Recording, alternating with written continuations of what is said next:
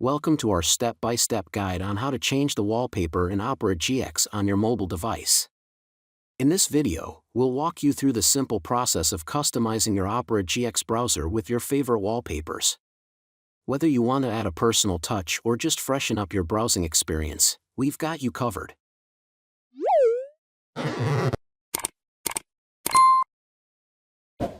Open Opera GX, launch the Opera GX browser on your mobile device. Go to Settings, tap the Opera logo or the three-dot menu in the bottom right corner to open the menu. From there, tap on Settings.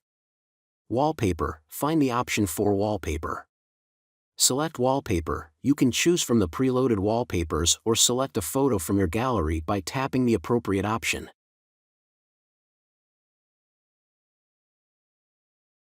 I hope this helps.